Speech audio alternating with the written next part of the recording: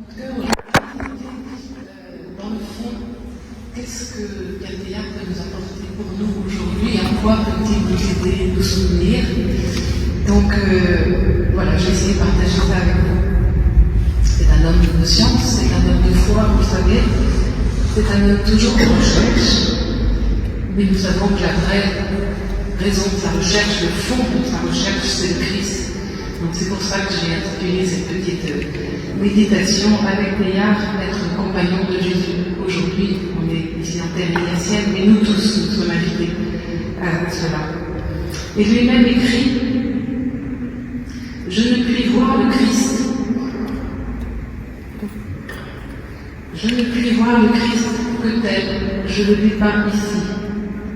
Mais je tiens à son intégrité plus qu'aux couleurs que je lui donne. C'est dans cet esprit que j'écris ces lignes, dans l'espoir de le servir. Dans l'espoir de le servir, le programme est clair.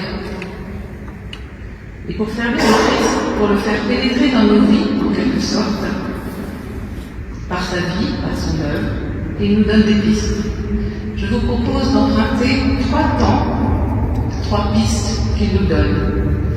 Mais dans la vision dynamique du monde, dans la vision dynamique de nos vies, qui est la sienne, et qui est la nôtre, ce sont 3 temps à tenir ensemble, en quelque sorte.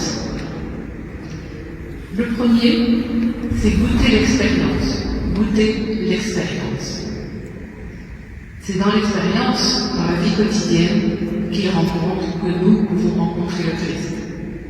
Il est géologue, il est paléontologue, lui rencontre le Christ dans la nature, le Christ dans la matière.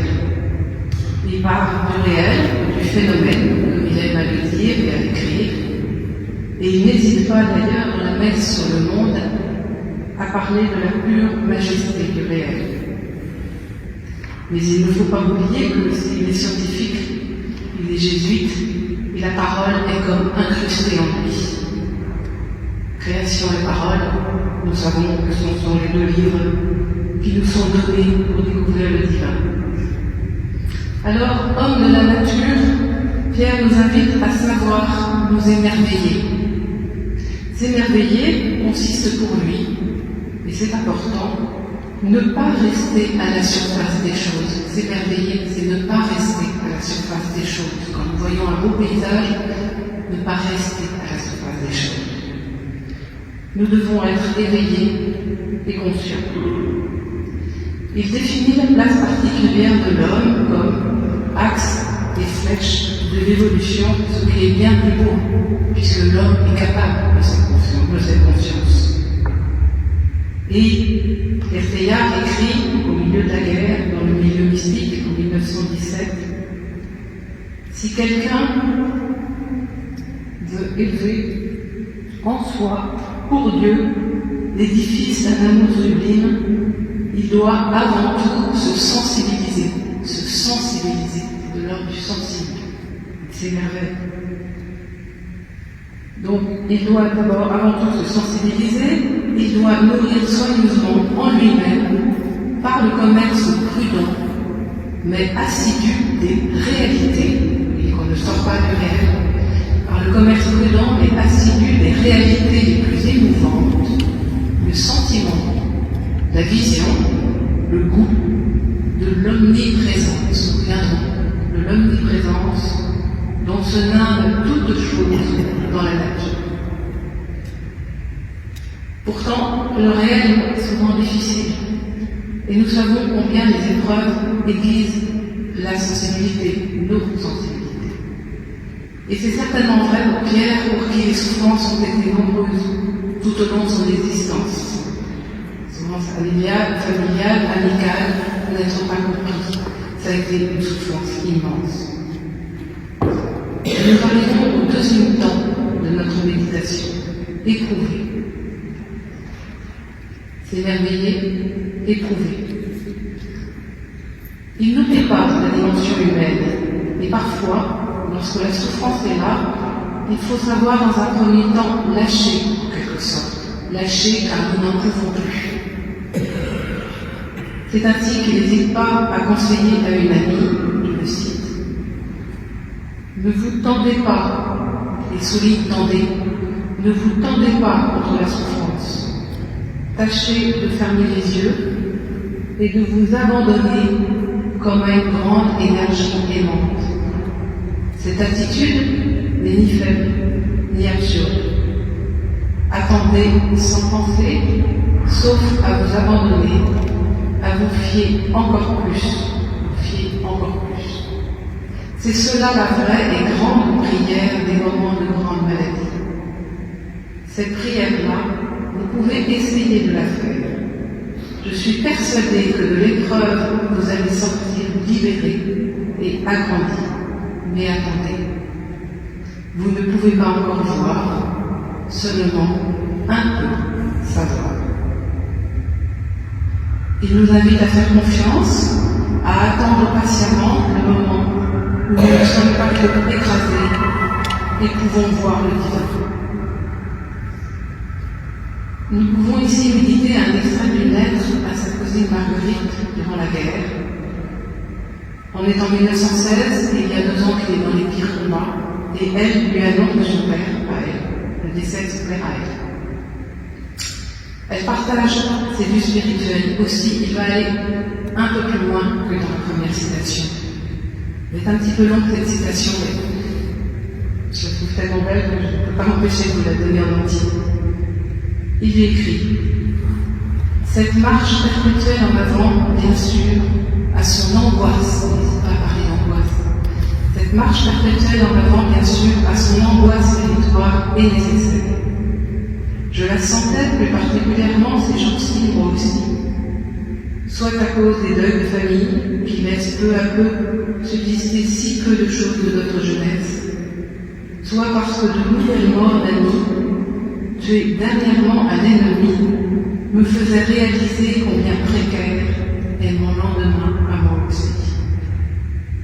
Et il m'a semblé que la seule et grande prière à faire en ces heures où le chemin s'obscurcit devant les pas, c'est celle du Maître en croix. Dans les mains qui ont rompu et vivifié le pain, qui ont béni et caressé, qui ont été percées, dans les mains qui sont les nôtres, dont on ne saura jamais dire ce qu'elles vont faire de l'objet qu'elles tiennent, si elles vont le briser ou le soigner, mais dont les caprices, nous en sommes sûrs, sont pleins de bonté et n'iront jamais qu'à nous serrer jalousement pour soi, dans les mains douces et puissantes qui atteignent jusqu'à la moelle de l'âme, qui forment et qui créent. Dans ces mains par où passe un si grand amour, il fait bon abandonner son âme, surtout si on nous souffre et si on la peur. Et il y a un grand bonheur et un grand mérite à faire cela. Par l'incarnation, Dieu habite le monde. Pierre nous invite à nous en remettre totalement à Dieu, à abandonner son âme dans la foi. Il écrit « Je suis de plus en plus intimement pénétré quand je descends en moi-même de cette conviction que la science du Christ à travers tout, c'est-à-dire la vraie science mystique, est la seule qui compte. La science du Christ à travers tout. C'est là le fondement de la vie de Pierre Deillat. Il y a chez lui une mystique de la traversée qui peut nous soutenir et nous aider. Nous pourrions citer de nombreux textes. 3e point, rechercher la lumière. Après avoir goûté l'expérience, après avoir abandonné son âme par cette vision de foi, il nous invite à rechercher la lumière et être possédé par elle. Ainsi, son maître mot est voir. Dans le milieu divin, il écrit « Rien n'est profane ici-bas, à qui sait voir, et à qui sait voir avec son lumière. » C'est une illumination intérieure. Il va jusqu'à parler de diaphanie. La diaphanie pour lui, c'est la transparence divine de l'univers. Il note en 1950 « Le monde, au cours de ma vie, par toute ma vie, s'est peu à peu allumé, enflammé à mes yeux, jusqu'à devenir autour de moi entièrement lumineux par le dedans. Partant de son expérience, Pierre nous invite donc à voir par le dedans. Mais comment cela se fera-t-il? Il nous donne une piste, je le cite. Un jour, l'homme prend conscience qu'il est devenu sensible. Il est devenu sensible à une certaine perception du divin répandue partout. Interrogez-le, quand cet état a-t-il commencé pour lui? Il ne pourrait le dire. Tout ce qu'il sait, c'est qu'un esprit nouveau a traversé sa vie. Et cette perception de l'omniprésence divine est essentiellement une vue, un goût, c'est-à-dire une sorte d'intuition portant sur certaines qualités supérieures des choses. Il vous invite à entrer dans les choses pour y trouver cette intuition, ce goût, cette vue. Nous sommes en 1927, cet extrait résonne avec celui de 1917 que je vous ai lu précédemment. On n'oublie pas l'expérience. Oui, dès son enfance, il est parti à la recherche de la consistance, de l'inaltérable. Et pour lui, c'est cet esprit nouveau qui est vivant en nous. L'esprit divin inscrit dans le vivant, pourtant bien fragile. Compagnon de Jésus, le centre de sa vie, est bien de nous appeler à voir Dieu en toutes choses et à cheminer avec lui. Il écrit: quand votre présence m'a inondé de sa lumière, j'ai voulu trouver en elle la réalité tangible par excellence. Maintenant que je vous tiens, consistance suprême, et que je me sens porté par vous, je me rends compte que le fond secret de mes désirs n'était pas d'embrasser, mais d'être possédé. Il propose donc une sorte de retournement en Dieu. Être possédé, s'abandonner dans la confiance à la présence. En fait, bien sûr. Tel est le troisième temps de notre méditation.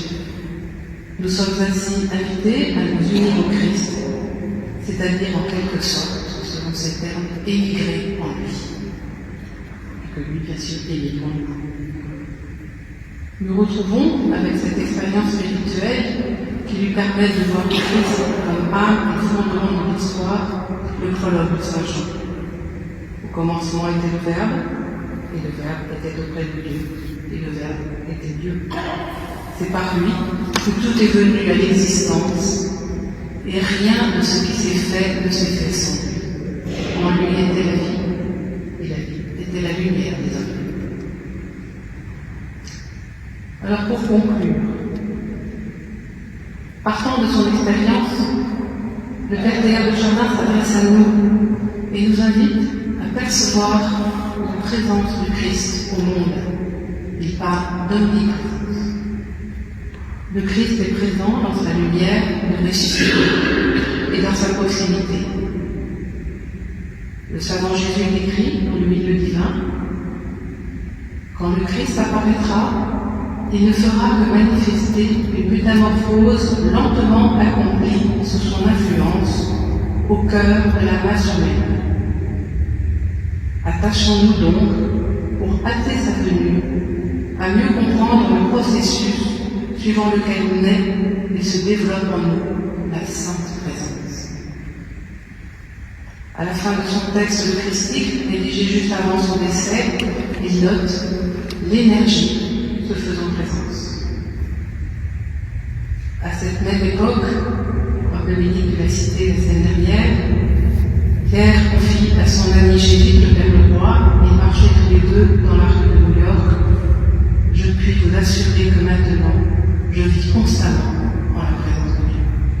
Et Pierre Leroy l'a journée, je le cite: ce fut son testament, celui de Pierre Théa, ce fut son testament. Après tant d'années, ces paroles répercutent en moi les mêmes résonances. Pierre Théa de Chardin veut partager ce qu'il goûte et ce qu'il éprouve de la présence du Christ. Henri Lubac le qualifie d'apologète. Ce Christ, il le perçoit toujours plus grand, ce Christ présent et universel, appelé à grandir en nous et par nous, ainsi que l'écrit saint Paul dans les Philippiens. Certes, je n'ai pas encore obtenu cela, dit saint Paul, je n'ai pas encore atteint la perfection, mais je poursuis ma course, pour tâcher de saisir, puisque moi-même ai été saisi par le Christ.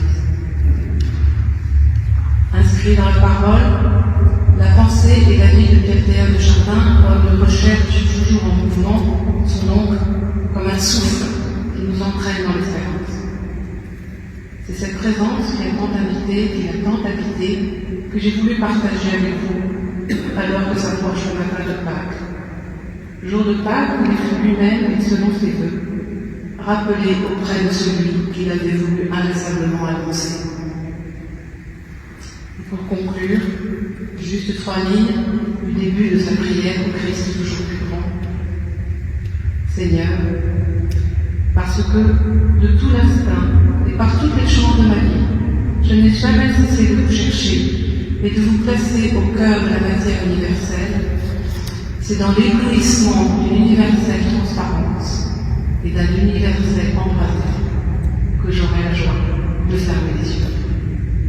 Venons vous faire.